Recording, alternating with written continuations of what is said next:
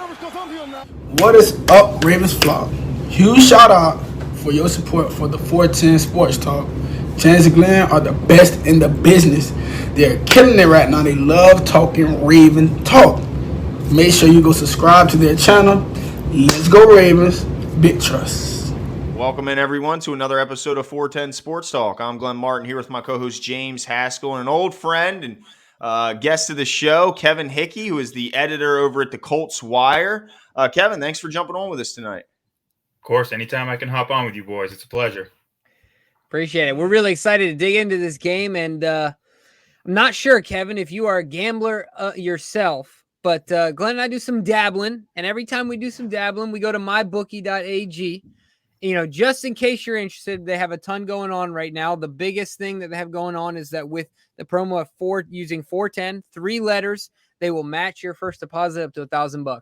So look, Kevin, if you got a hunch about this weekend, if the Colts are pulling it off, go in there, put a bet down, get your money matched with our promo code 410. Really simple. They also have a survivor pool going on, which is great. So if you know your football, go in there and get in the survivor pool. If you're confident the Ravens are going to win, then you get an easy first win in the survivor pool, right? So either way you win, go check out mybookie.ag. You play, you win, they pay. It's really that simple. You get up to $1,000 matched using our promo code 410. Never been easier, so go check it out.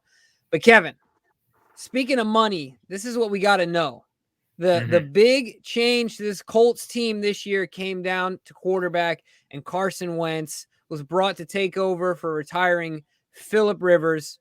How has Carson looked so far as a Colt? And, you know, as a secondary question to that, is it too early to know whether or not he's the quarterback for near and distant future? It's a good question. You know, it's probably is too early to make a full determination. You know, they're only 4 games in. They've had a lot of issues around them. The offensive line has played terribly. Definitely not up to standard. Then they've also had a bunch of injuries on the offensive line. So it's kind of hard to truly dig your heels in and make a determination about, you know, what the future holds for Carson Wentz. He's been fine.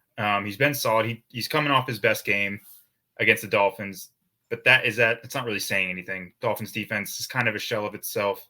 They have a solid pass rush, but you know, I think the way I'm kind of looking at it is the Colts have a lot of issues right now, whether it's injuries, whether it's players underperforming, whether it's some coaching decisions during the games.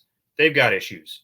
Carson Wentz isn't one of those issues, right? Like, they're not worried about him every week. But at the same time, he's probably not the answer. And the way I've kind of looked at this whole situation just from the jump after, you know, kind of digging into the contract details and everything like that, it's probably a 2-year experiment where after 2022, there's kind of an out in the contract where they can either cut him or trade him, whatever. And there's like no dead cap after that, or there's very little dead cap. So I think the way they're kind of looking at it, the way I'm kind of looking at it is Chris Ballard, Frank Reich, they just got extensions. So they're going to feel this out. They're going to see where it goes and then kind of, you know, see if they can get 2 full seasons out of him and see really where he's at. But from what I've seen, he's not an issue. He's just probably not the solution. Interesting. It's an ambiguous place to be. Very ambiguous, and it's the absolute worst. I hate it. It's like I'd rather him either just like torch defenses every week or just be 2020 Wentz and throw ducks every week, because then it's like, you have okay, an answer we know. one way or then the we other. know. Yeah. Yeah, you don't want to be in a spot where you're not sure if you got a quarterback or if you don't. Right. That is for certain, especially ask the Denver Broncos. Yeah, no doubt. Well, I think they got to know now. I mean, I don't know, but yeah, I think that it's going to be an interesting decision on what they ultimately do, because this division, and we're going to get into a little bit more, but it's certainly, there's still opportunity there. I mean, there's still opportunity in this division despite only having 1 win. But you touched a little bit on the offensive line, and all off season, if you looked at the grades of units, the way analysts and you know, guys want to predict how groups will play, I don't think you could find one that didn't have the Colts offensive line in the top 3. And most had them at 1 or 2. Them and the Browns and the Ravens were getting some love here and there, but everyone agreed that the Colts had a top 3 offensive line. Now, I know there's been some injuries, namely to their big guy, their best player and one of the very best linemen in all of football. But tell us about this offensive line. How does the group look heading into this Monday night game against the Ravens? It's not great. It's not great. Injuries aside, it's not great. They just haven't been playing like a cohesive unit, like the unit we thought they would be playing like. Injuries definitely do play a factor, right? When Quentin Nelson comes to training camp, has this rare foot fracture, like a mini bone, like spurred off in his foot, but it required surgery. So, he was gone for a couple weeks in training camp. Eric Fisher tore his Achilles in January, so we already knew the Colts were taking a gamble there. But it was kind of like, if he can just be average, if he can be an average left tackle, we've seen the Colts get by with that. Cool. Then Braden Smith hurts his foot in week 1, hasn't played since, hasn't practiced since. So now you're talking about you're down your left tackle, you're down your right tackle. So your interior's, pretty good. You have an all-pro in Quentin Nelson. Ryan Kelly hasn't really looked like himself at center. And I'm kind of wondering if there's something going on, just because like his play is so atypical of what we're used to, him anchoring the offensive line, that it's like maybe there is something going on, but like he hasn't played up to standard. And then Mark Lewinsky's the right guard. He's been struggling big time. So he's always been kind of viewed as the weakest link on the offensive line. But even then, he's a solid right guard. So when you start off with that many issues, and then Quentin Nelson now, he's on IR. He's got a high ankle sprain. So he's gone for this game. He's gone for the next – I think he's gone for at least the next game after this. And then Eric Fisher came back in week 2. Looked solid against the Rams, which is kind of encouraging because they have a really good pass rush. And then he comes out in week 3 against the Titans, gets taken to the woodshed by Harold Landry. And so we're like, okay, maybe he's still trying to, get his feet under him. And then week 4 in Miami, rookie Jalen Phillips made Eric Fisher look like the rookie. So, there are a lot of questions right now on that offensive line, because that was supposed to be, their bread and butter. That offense really runs through the offensive line, whether it's them trying to control the line of scrimmage with the run game or giving Carson Wentz enough time in the pocket. So, Wentz has been a guy who hasn't really handled pressure all that well the last couple of years, whether it's him trying to play a little hero ball and, evading a pass rush, trying to make a big play, and then it winds up either into a sack or a turnover. So, when you talk about the identity of this team, it was supposed to be through the offensive line, and you can blame it on injuries. You can blame it on, poor production, poor performance. But right now, the offensive line hasn't been the unit that they need to, and it's definitely an issue going into this game. It's interesting because all the folks that were excited about Carson Wentz going to Indy all spoke to the fact that, he had essentially the worst offensive line in Philly, the previous year, with that being really patchwork, and now moving, to Indianapolis, where he'd have one of the best. So it's been shocking to see that, unfold. I want to ask you this, and I just want you to know, agree or disagree. I heard a local pundit say simply that the Indianapolis Colts offensive line, as it is today, and most likely will be on Sunday, is not strong enough and physical enough to stop Brandon Williams, Calais Campbell, and Justin Madubuike. Do you agree or disagree with that? I probably would agree with that. When it comes down to it, I would probably say that the biggest issue for the Colts, if I had to predict, going into Monday night, the biggest issue is going to be the offensive line is just not going to be able to do enough. They're just from talent alone, from the Ravens side, that's going to be a little overwhelming for the offensive line. But then when you talk about the blitz schemes and everything that goes into it, I think that's going to wind up being way too much for the offensive line, because unless we get a drastic turnaround from Eric Fisher, who he's looked bad. It's like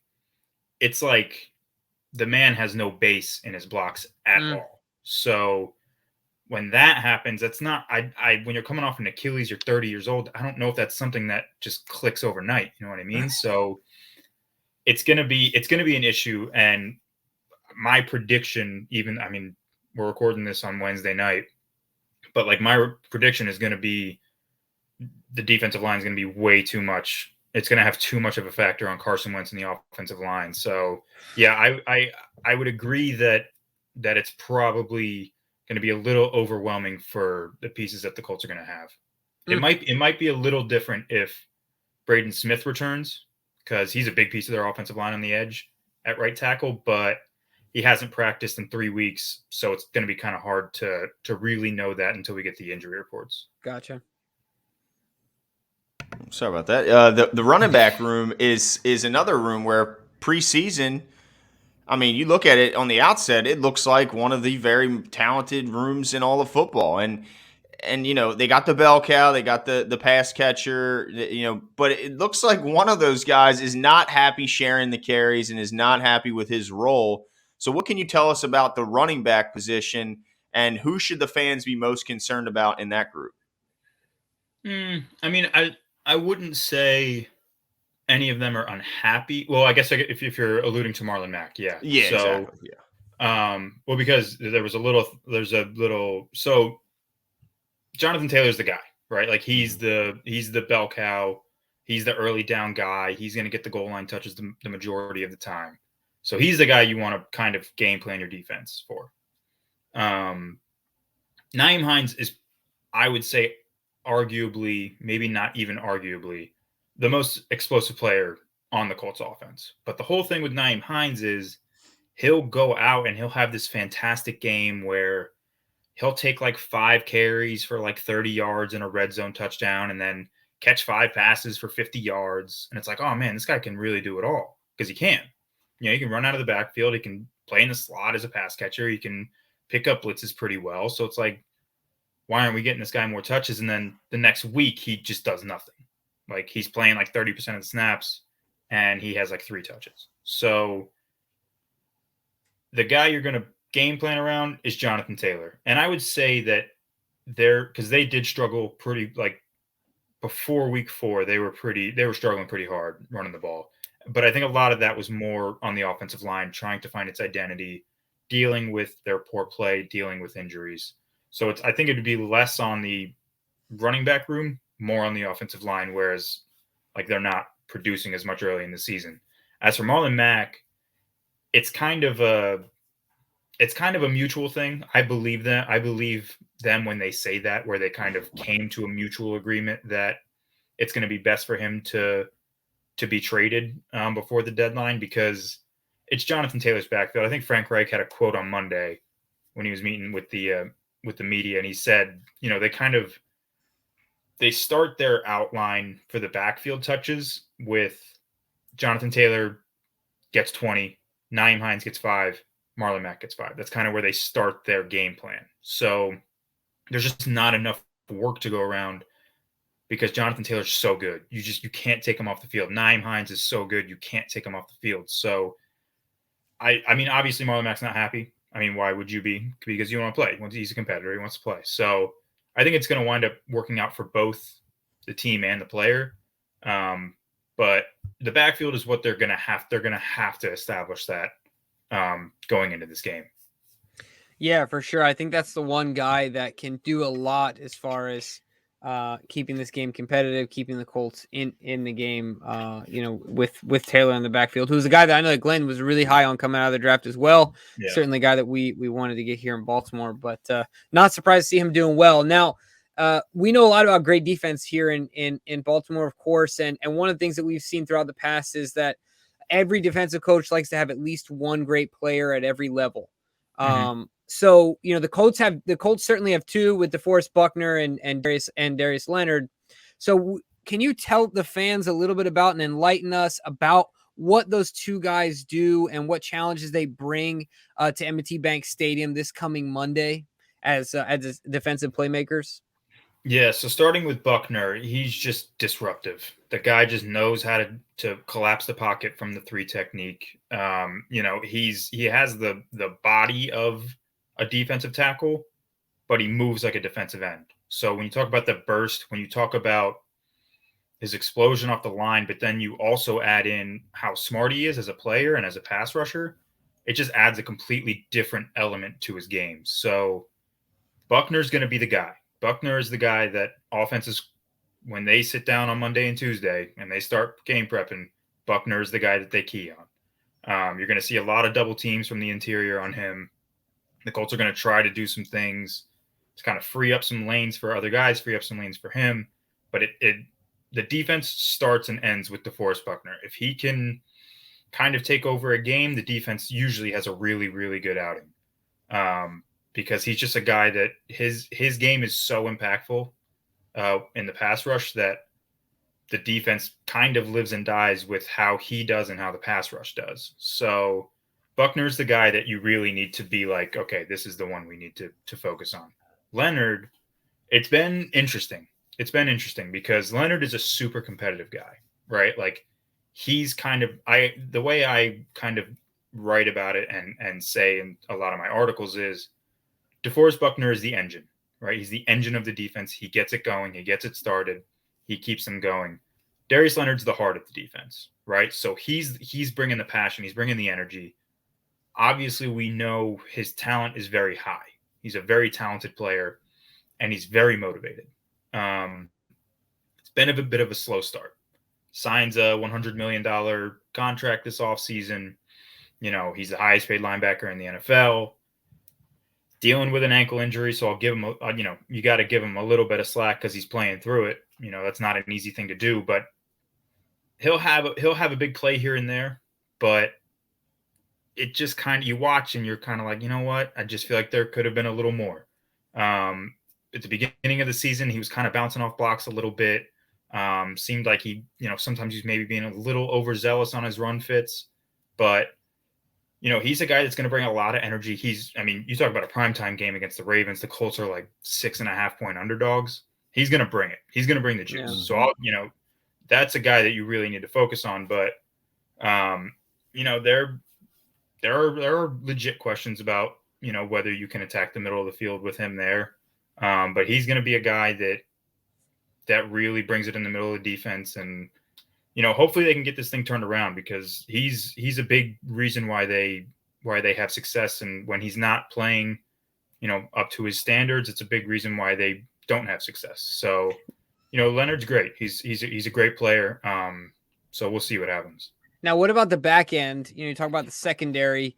We talked about, the very front of that defense, and then you go to Leonard at the linebacker position. How about the back end? What's the secondary look like? Any guys in particular that you're going to be focusing on and the Ravens should take note of this week? Yeah, Kenny Moore. Because John Harbaugh's watching the show. So oh yeah. Trust me, he's probably taking notes right now. So Kenny Moore's the guy in the secondary. He's going to be the guy that the Colts really lean on. He's labeled a slot cornerback because I think he's like 5'9", but he's got really long arms. So he's very good in press coverage. He's very good making plays on the ball. He can play outside if he needs to. And you might see a lot of that because Rock Ya-Sin, their third-year cornerback, he usually starts on the boundary in nickel packages, but he's dealing with an ankle injury, so we're not really sure if he's going to play. Kenny Moore's the guy. He's kind of a Swiss Army knife. They use him in coverage a lot. They'll also blitz him from the nickel. Xavier Rhodes had a great year in 2020. Maybe regression is starting to hit him a little bit. He had a really rough week against the Dolphins. The Pro Football Focus didn't credit him with a touchdown, but I think it was a little bit of his fault. In week 3, it was late in the game. He got called on 2 egregious defensive pass interference calls where just like his technique just broke down and he's just grabbing at Devontae Parker and just like dragging him to the ground. So I would not be surprised if the Colts, or not the Colts, the Ravens, aren't afraid to target his way, even though, he kind of has that big name. But after that, Julian Blackmon's a really good safety. He's going to play more the free safety. He'll be kind of roaming when they go single high. He's really good. He brings a lot of energy, makes plays on the ball. The other safety, Kari Willis, is more of a robber safety. He's going to play closer to the line of scrimmage, make plays against the run, but he's also dealing with a groin injury, so we're not sure. He sat out in week 3 or week 4, so we're not sure if he's going to be available. If he's gone, it's going to be Andrew Sendejo. So there are definitely some weaknesses in this secondary. It's definitely going to be something that the Ravens can exploit. I know Marquise Brown's playing well outside of the 16 drops that he had in week 3. So, I mean, and then if you get Rashad Bateman back this week, it's definitely going to be an area where the Ravens are going to focus on trying to get a lot of production. Yeah, it's going to be. It's not typical as of late. As the last couple of years to have to worry about the air game when you're playing the Ravens. But this year they've certainly attacked the teams down the field, no doubt about it. So be on the lookout in the back end there. But the AFC South looks to be still pretty much up for grabs, and it's as crazy as that sounds, that Indy is very much still alive in this division, with Houston and Jacksonville looking like, especially after the injury to Tyrod, they look like they're both picking in the top 3 this upcoming draft, and then Tennessee struggling in a big way, have a bunch of injuries. So what are the fans' expectations for this team right now? Like, are they thinking just get in and you may have a shot? Like, what right now is the fans' kind of outlook on this team? It's a good question, because I follow a lot of like, I don't know what you would call them, because they're not like in the media or anything. They're fans, but they're smart, right? Like, they know the game. They are up on their kind of like new statistics and stuff, because a new statistic comes out every week. So yeah. A lot of them are taking the more realistic approach, where this team probably isn't that good, and this team was probably a little overhyped, and maybe there are a lot bigger issues than we think, and that this win against the Dolphins last week probably wasn't that impressive, right? And that's kind of where I reside. I don't want to get too high on, okay, they beat the Jacoby Brissett-led Dolphins, and now they can go make a playoff run. Like, it's just not going to happen. What you said is correct. The division is up for grabs. I saw somebody tweet the other day. I don't remember who it is, so I apologize if you're going to listen to this and you tweeted this and I didn't give you credit. It's the 2021 AFC South is the 2020 NFC East. Like, it's just garbage. Like, it's going to be like 2 9-8 teams battling it out for a playoff spot. Like, that's just how it's going to be. And I kind of agree with that, because the Titans, obviously they have their explosive games because of Derrick Henry, but they have their issues. They're not without fault. The Colts are not the team that we thought they were going to be. At least they haven't shown that in 4 weeks. So you talk about the injuries that they're dealing with. You talk about the types of issues that they're dealing with. It's not great. So it's not a great outlook for the rest of the season. So then you have the Texans and the Jaguars, and they're just the laughingstock of the league. So, I don't know. I don't really know. Yeah, don't even get me started with the whole Urban Meyer thing. I don't really know how the fans feel, like the majority of the fans feel, because I think a lot of them are pretty realistic, and they probably they realize that it's going to take a lot. It's going to take a big turnaround in the second half, and it's not impossible, right? Like, it's the NFL. Anything can happen. But the most likely outcome is that the Colts miss the playoffs and they play all their guys, and you lose a first-round pick. Like, there's a real chance that the Colts have a top 10 pick next year, and the Eagles wind up getting it because of the condition and the trade clause for Carson Wentz. If he that'd be the worst nightmare, right? I mean, right now, I think entering week 4. So after the first 3 weeks of the season, the Colts had the number 3 overall pick, like, projected. And everybody's like, if this continues, if they wind up getting a top 10 pick and Carson Wentz hits that 70% threshold, 75, why don't they bench him? Well, that's the whole thing. Like, if it's so the condition is 75%, he has to play 75% of snaps, and they don't make the playoffs. If they make the playoffs and he plays 70% of snaps, it also gets triggered. So the second round pick that they traded turns into a first round pick. Is it the worst nightmare that Tennessee is doing so poorly that it's going to be? That is the whole thing, right? Like, Tennessee's playing so bad that the Colts are going to think they're in it, like, with like 5-6 games left in the season, and they're going to have to make a decision.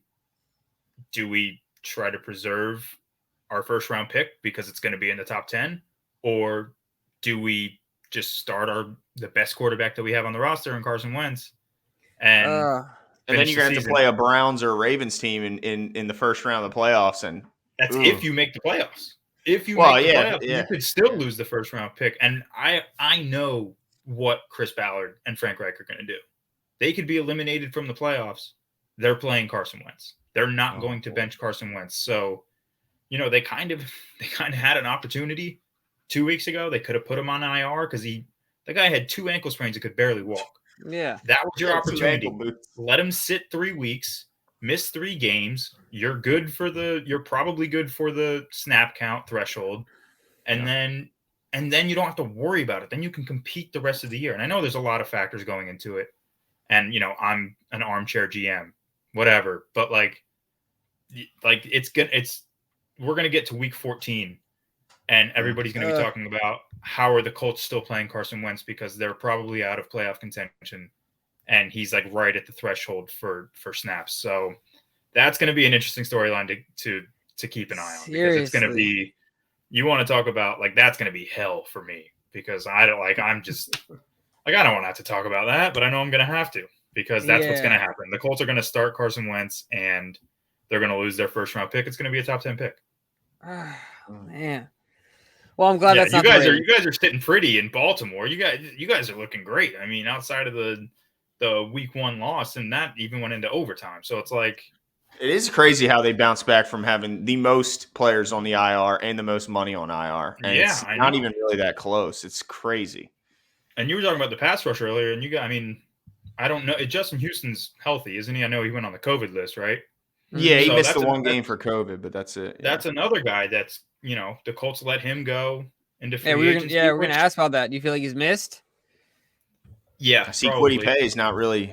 Yeah. Probably. Yeah, Kwity Paye, I will give Kwity Paye a little bit of slack. He's gone up against some really good left tackles. And, he's a first-round pick, so, can't give him too many excuses. But, there is a learning curve.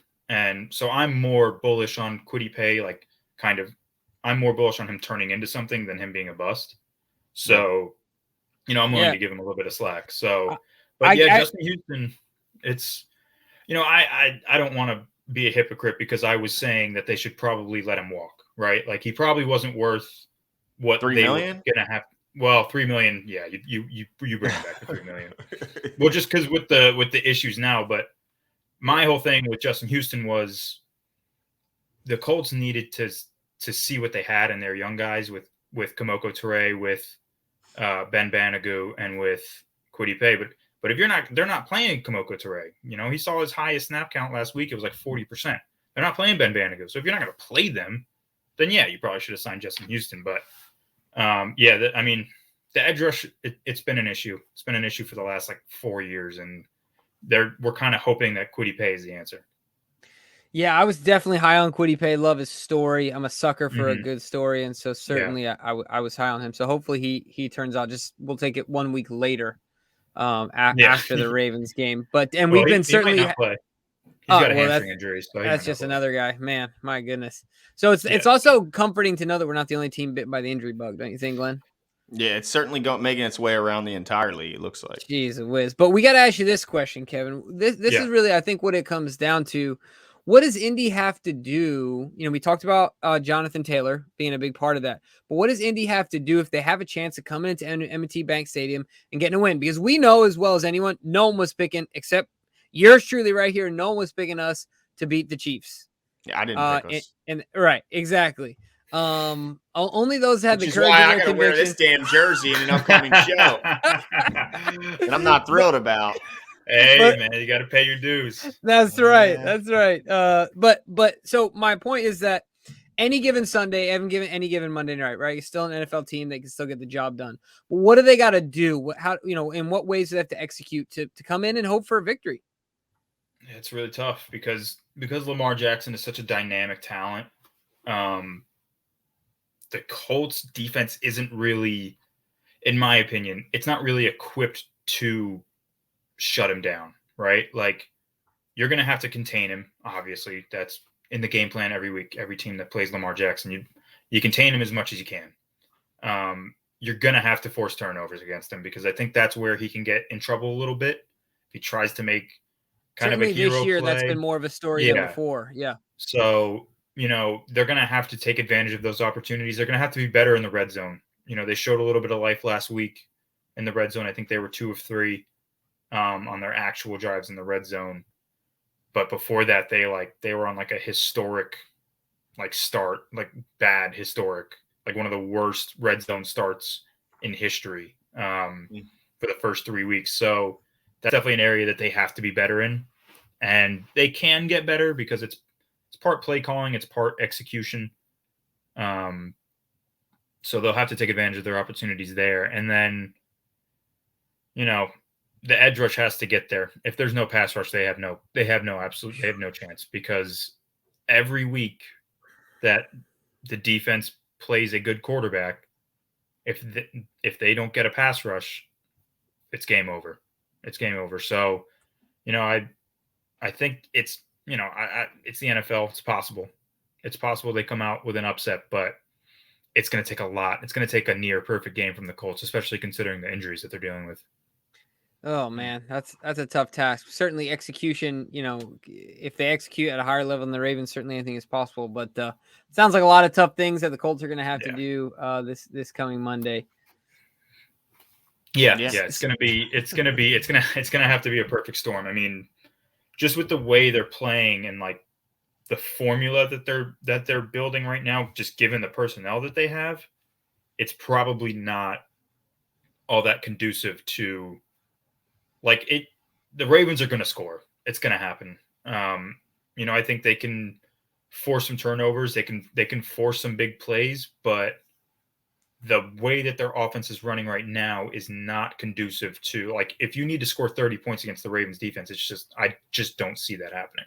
Yeah. So, the Colts defense hasn't been playing well enough to be confident in them stopping Lamar Jackson, especially with how he's looked the past 3 weeks. He even looked good in week 1, but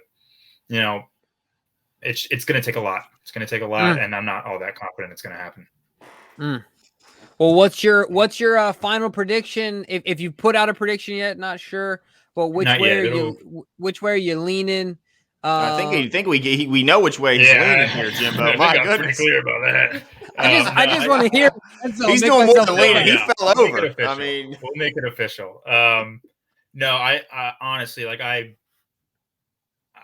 I would not be surprised if you take the over on the 6.5, and that winds up happening, because I just don't know if this offense can keep up. If the Ravens offense is humming and it's moving like it has been, I don't know if the Colts have enough to keep up. And so I'll probably say it's going to be something like 30 to 23, 22, something like that. I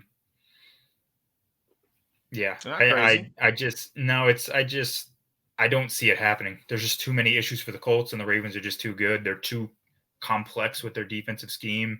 They're too complex with their running game. So it's going to be too much. So yeah, it has potential to be a bloodbath, depending on the injury report. If they're healthier, it might be it's going to be closer, but I'm not confident in a win. I'm not confident projecting a win either. We'll put that in the title: potential for a bloodbath. No, I said it.